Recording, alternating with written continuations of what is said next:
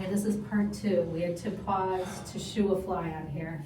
So we're gonna dive what's back what. in, yeah. We got him. All right, we will continue.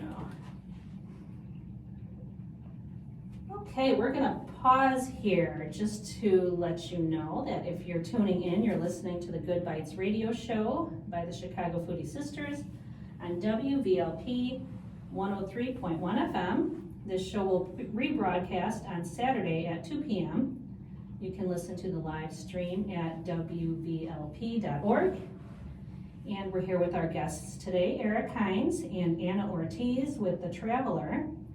And wanted to take a moment to congratulate you because you're newlyweds. Yes.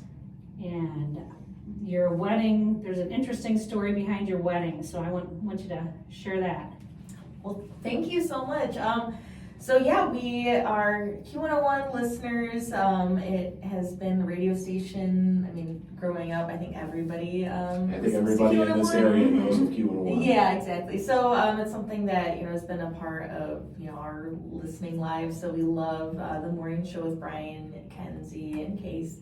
And we were listening, and they were doing a wedding giveaway, and basically hosting it out in Elgin, Illinois. It was something where a bunch of couples competed. It was like 200 couples, and then I think it was over 250 couples entered to win this, and then from all over the Chicagoland area.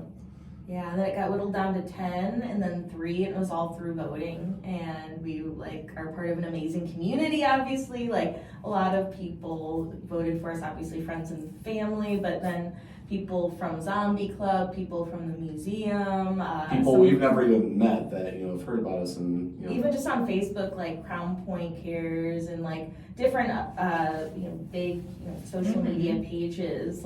People were rooting for us and voting for us. Did you have to do a video or something to enter, or how did that work? Well, we're in a band, so I think maybe that's what we had to submit, really? a little bio Uh-huh. and whatnot. And so I was just hey, I sent a picture of us performing at Smoky Joe's Cafe, which is a place in Crete. Amazing barbecue there, by the way. And I don't think it's a cafe. I think that's a song. oh yeah, that's it. It's just Smoky Joe's. Yeah, it's just Smoky Joe's. That's right. That is a song. Smoky Joe's. And so it was something that we probably maybe that made us stand out. And then from there we had to just kind of go on to NBC Tower, and we were part of a kind of newlyweds type game where we got to be on the Brian and Kenzie show in the morning. Yeah, they tested us on our knowledge of each other, which I'm not gonna say how that went. We were all over the place that day. It was very so very fun. nerve-wracking. It was so fun, and so that was really amazing. So I mean, even if we didn't win, that was a fun experience. So got to go in there and meet them and be on the show. And then, and so the prize was? Yeah, the prize was a wedding, which we obviously won. It was a total prize package of I think $37,000 of a wedding. And they covered everything? They covered everything. Oh, wow. The venue, Amazing. the food, The her dress. my suit, music. They covered everything. It was insane. Oh, that's so Yeah, cool. it was quite an experience. It happened way too quick though. I feel like anyway that's planned a wedding and been at the business end of a wedding. They know that it's 99% planning and then 1% it happening, and it happens way too quick. It's Well, over we learned we won on April 11th, and the wedding was May 9th. Yeah, so it gave us less than just under a month to plan everything. So it was a whirlwind of a month. They were amazing. So the venue, it's called The Haight, but it's HAIGHT, and it's this place that is in Elgin, Illinois, and the owner, Kari.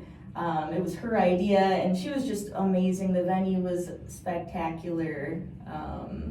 She just pulled out all of the stops. Oh my gosh, it was just a dream, and I would recommend that venue and all of those folks. Oh, that's so cool. And I had no idea you were in a band, so both of you? Yeah. What is the name of the band? The band is called the Shameless Strings. and I play the bass, and she sings and plays the ukulele. Oh my gosh, that is so cool. We didn't think of, we should have brought our instruments. Well, we'll Next have you time. back, yeah. Next time we'll do a few sets. We'll try to make a song for you about food or something like that. That's cool. So where can we see you play? Do you have some shows coming up? No, we have, with how busy we've been, like, the whole music part of us has kind of been on the back burner. Hopefully we get some time from somewhere in the future where we can, start reprising our music. Well, places we like to play, even if it's impromptu, like there is the Spot in Schneider, Indiana. And shout out to John Huber. And Julie Huber, they are amazing. They have a studio and they host these really amazing concerts. So we've been able to be a part of that. Smokey Joe's in Crete, Danny Lemon does an original songwriters spotlight. So that's one that we love. Evil Horse in Crete, Illinois. That's an amazing place, amazing brewery. And then I think that's about it. We've And played Finnegan's and Finnegan's and Dyer. Dyer. That's a fun community of folks. We've also played at the museum. We played at for Flavors of Fall, and because where we played at. Oh, and then Fowler. Freak Out at Fowler. It's this really cool town about an hour south in 41. Yeah, they have a really cool old historical theater there. And so they have a big festival next to it, and so we have to play there. That is so cool. Yeah, that sounds like it could be a cool event in itself, like the singing chefs. Dinner and a show. Yeah. A lot of our music is kind of themed around horror tropes, horror movie tropes. So it's And science fiction. yeah, and science fiction. Yeah. We'll have to make some jingles about food. But- I'll have to think on that. But we do play all of our own songs. We don't play any covers. okay. So, Yeah. well, we do have some covers that we do, but mostly it's all of our own original songs. Very cool. One other thing I wanted to ask you about, because you mentioned your home in Cedar Lake, that you are doing a pollinator garden and growing some native things there. Tell me about your garden. Yeah, so we're beginning, we are creating something that is based off of what we've learned about the Potawatomi people, and just, not only just research, hearing people speak about that, and then other people that have gardens and farmers and whatnot have inspired us. And so we are taking native plants that are good for pollinators and also good for us, because there's a lot of crossover. So we've began, and we're going to plant a bunch of bee balm, which is also known as bergamot, that's edible and also was used by native people for medicinal reasons. And so we're beginning with that. Coneflower, another thing that is edible for people and good for people. Really? You can make teas from it as well, and so that's good for you, but it's also amazing for the environment and all of our pollinator friends. Milkweed is another one. We're really big on milkweed ever since we started doing the whole, we're working with the Potawatomi tribe and everything.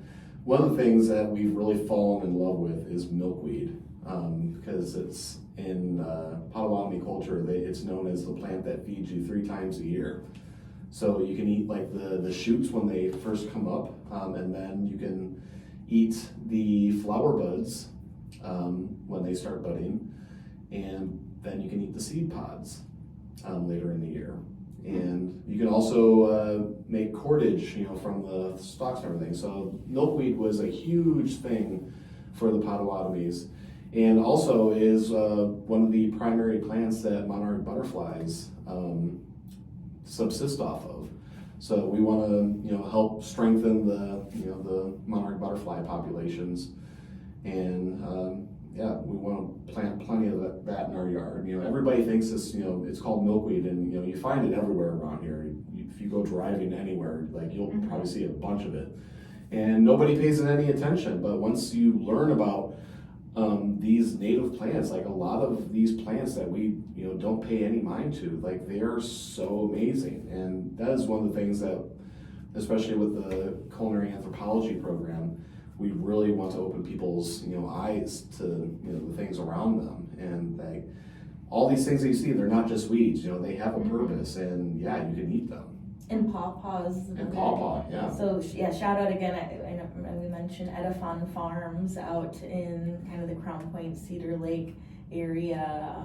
And so that's an amazing couple, but they taught us a lot, and we hope to kind of, they're gonna help us along the way as we build up, our little space.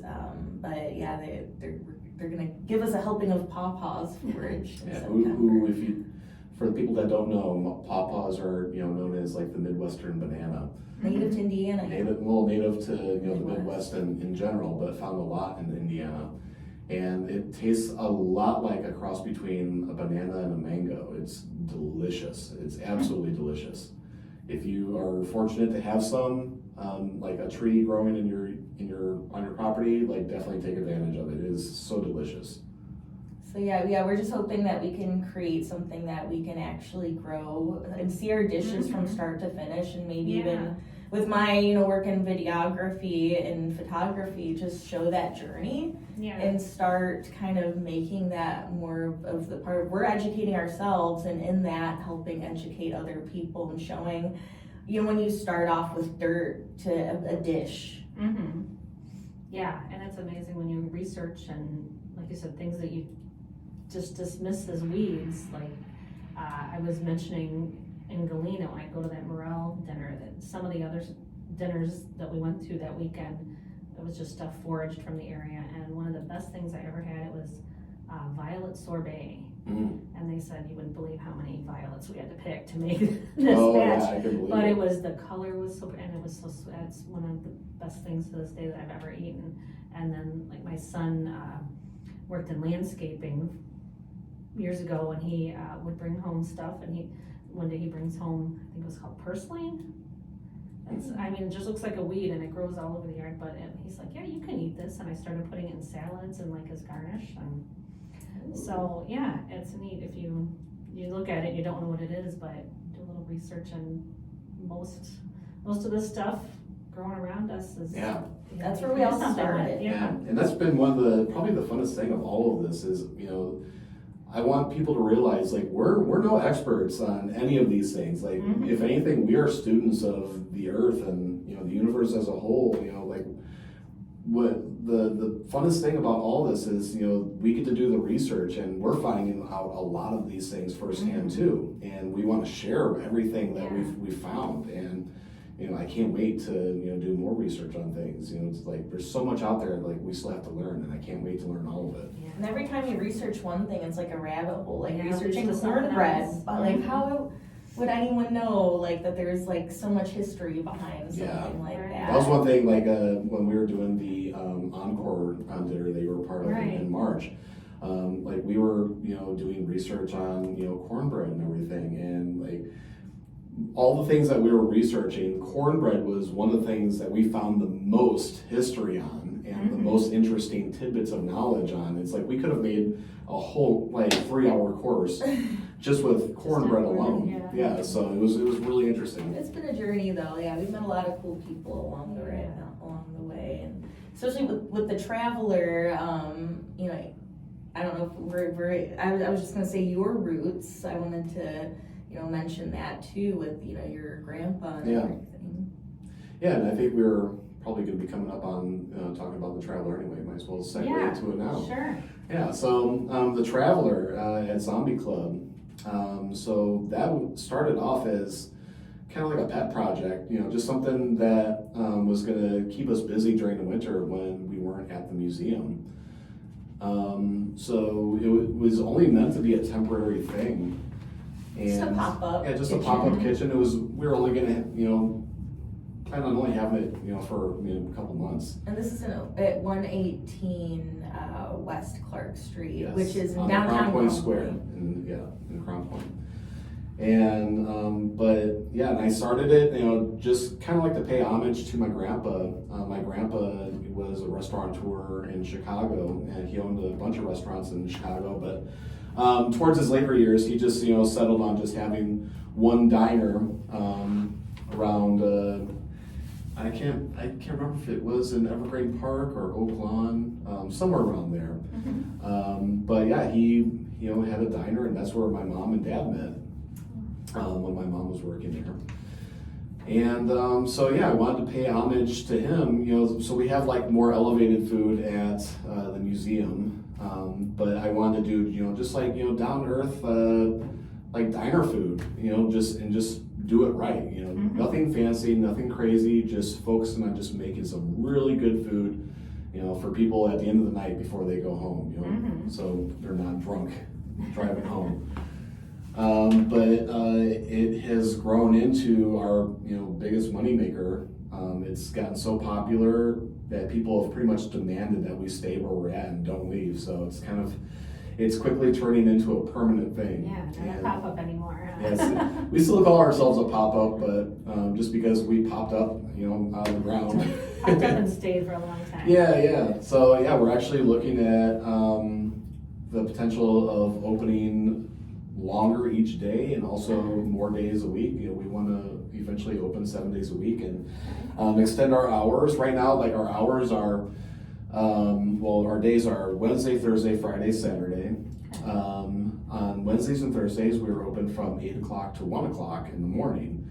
And then Fridays and Saturdays, we're open from 8 o'clock till 2 in the morning. So it's 8 p.m. to 2 a.m. Yes, 9 in the morning, 8 at night. So we are purely a late night endeavor. Yeah, late night grub, which has worked out great. We've really cornered the late night market. Nowhere else is open on the Crown Point Square except for us. So we really, we've funneled all those customers into us, so at least the ones that are up that late. And people have been loving it. People keep begging us, you guys gotta either open your own place or open longer. We would love to come in and try like have your food. We love your food, but we don't want to come out that late. So we're at the beginning stages of figuring out what does expansion even look like? How are we going to do that? Because we never even thought about this as a possibility when we first opened, but it's become such a success that now we really have to think hard and how are we going to do this? And how are we going to keep it as great as it is right now? So for those who have not been there, kind of describe the vibe and tell us some of the menu highlights. Yeah, so Zombie Club in general, it's billed as a tiki lounge on the Crown Point Square. It's about 100 years old, more than 100 years old, I would say. Yeah. And it's been a bar for around that long. I think even when they weren't supposed to be having bars during Prohibition. There's a lot of cool history that we found out. We have some old photos of that place in the 30s and stuff. It's a really cool building. And it's on the square, you said, next to the former theater? Yeah, it's like kind of kitty corner from where the old theater, Crown Theater, used to be. So it's on the north end of the square.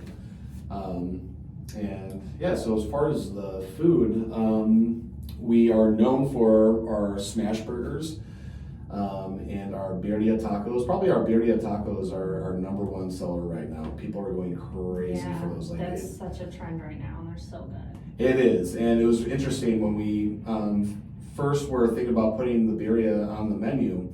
We had this discussion amongst ourselves, we have to, do something with it to make it our own, we have to do something to stand out because a lot of people are doing birria stuff. And I thought about it and I was like, you know what? we're not going to do anything to make it our own. We're just going to keep it traditional because I was looking around and I've worked at a lot of places, especially at Crown Point, and a lot of places they do birria this, birria that, birria empanadas, birria ramen, birria pizza. Everybody's trying to do birria something. Trying to find a different spin. Right, and I was because of that, people have kind of strayed away from the source material. And I don't think anybody, because of that reason, has tried a birria taco the way it originally began. So I was we're just going to go back to the beginning. We're going to show people what traditional birria is.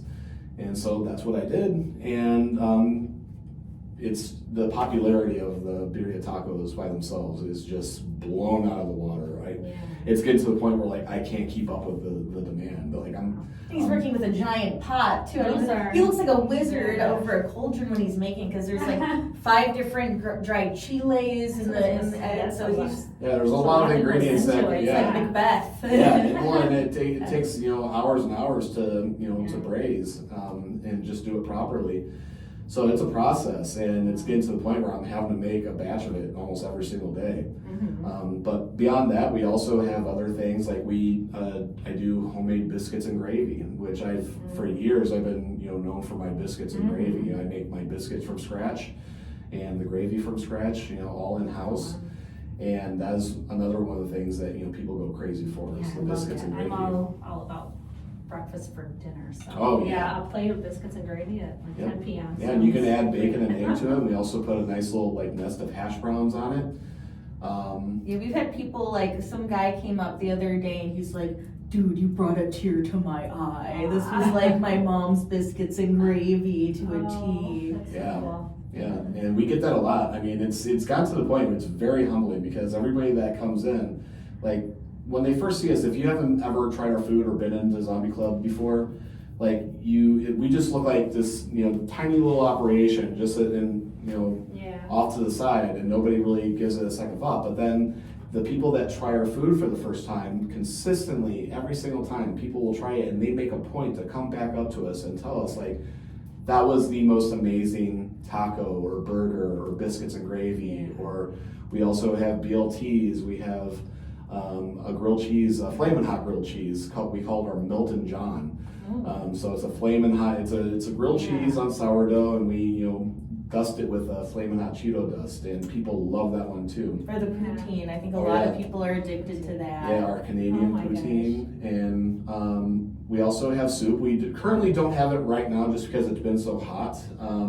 People still ask for it, which is surprising. People actually, I feel compliment. bad. Yeah, like people really want our soup. They're always asking like, "What's your soup right now? We heard you guys really got good soup." You're making me so hungry. I wish we could talk all day. I can't believe we're running out of time here. Oh no. Yeah, but so real quick, where can we find you online?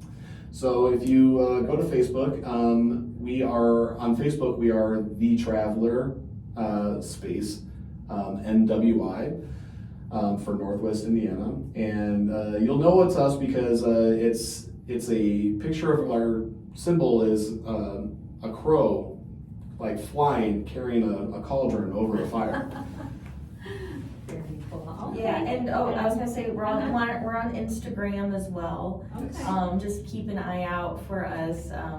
We post stuff about the museum and the Zombie Club as well. So, beyond that, we just hope people come in, and that's again Wednesday, Thursday, 8 p.m. to 1 a.m., and then Friday, Saturday, 8 p.m. to 2 a.m. Great. So thank you so much to Erik and Anna from The Traveler. Thank you so much. This is coming amazing, your show. Yes, thank you. Yeah, come see them at the Zombie Club. Keep an eye out for their special culinary anthropology dinners at the museum at Lassen's Resort in Cedar Lake.